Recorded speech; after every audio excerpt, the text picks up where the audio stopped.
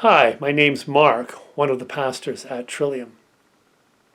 We've been looking at inhibitors to believing in God. Today we're going to look at the multiplicity of religions.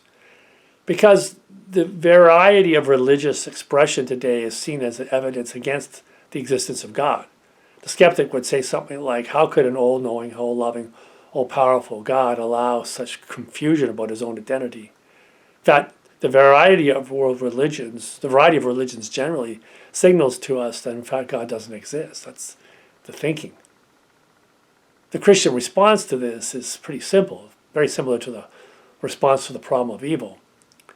God is not going to force upon us a revelation of his own identity, purpose, his existence.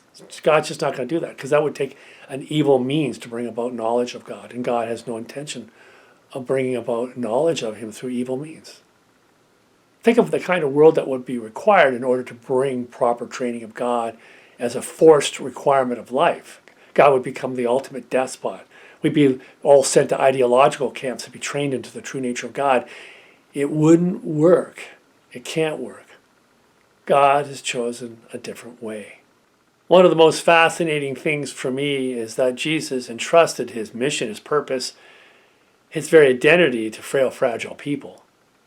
It would have been a much better plan, it seems to me, if he had written it all down on a piece of paper, written his memoirs, in a sense, laid it all out for us in a very clear and predictable way.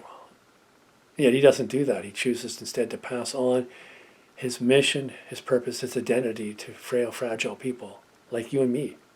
When the early church went out into the first century world, they went out into a multi-faith, multicultural world, a multi-religious world, even more so than ours.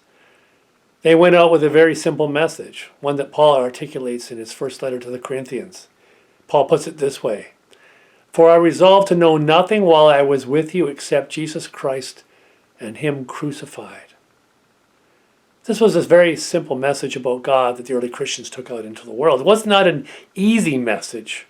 It ran against the cultural expectations. It was a stumbling block to the Jews and foolishness to the Gentiles, to the Greeks. The message was quite simple. That God became one of us, became flesh, fragile, became vulnerable to all the pain and suffering of life that human beings experience, became vulnerable to death. In fact, Jesus dies a horrible death on a cross, is buried, and then the scripture says he's raised again to new life. This is a basic interpretation of God. It's what we might call Christianity 101 at its core. It reveals how God became one of us and showed us the way of love. For it's in Jesus that we discover that the nature of God is love, and in some sense only love. Every religion is in essence an interpretation of the divine, of the holy, of that which extends beyond the senses. The question, I suppose, is which interpretation of the divine, of the holy, of God are we going to follow?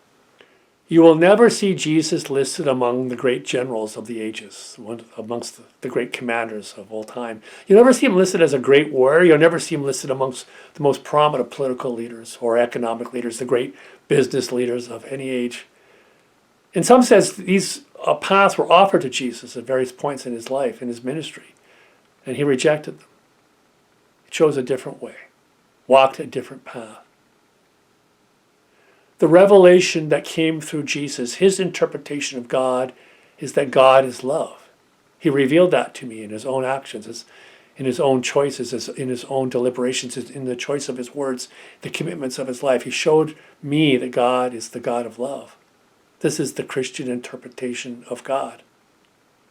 And this is the simple message that the early church took out into the world. Jesus Christ and him crucified, the one who shows us the full dimensions of love, who walks the path of love to its ultimate conclusion, shows us that love is not diminished by the realities of the physical world, is not diminished by the hatred and violence of the world. Not even the hatred and violence of the world can put an end to the power of God's love in us. That's what the resurrection is all about. I don't think we should second guess the early church.